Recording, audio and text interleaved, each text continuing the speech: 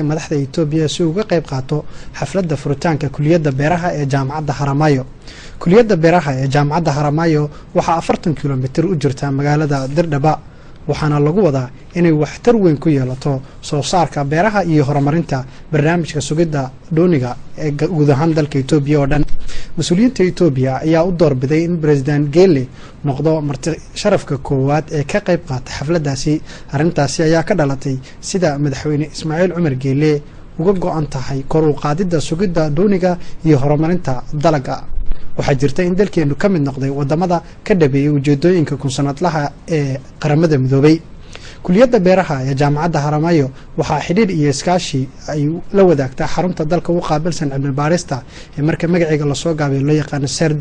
Jamhuuriyadda Djibouti iyo Jamhuuriyadda Federaalka Itoobiya waxa ay wadaagaan xidhiidh iyo iskaashi dhinac walba ah, waxayna labada wadan tusaale wanaagsan u yihiin isdhexgalka dhaqaale ee degmada. xafladda kuliyadda beeraha ee jaamacadda Haramayo waxa uu ka qayb qaadanaya oo kale ra'iisul wasaaraha Itoobiya Haile Mariam Desalegn.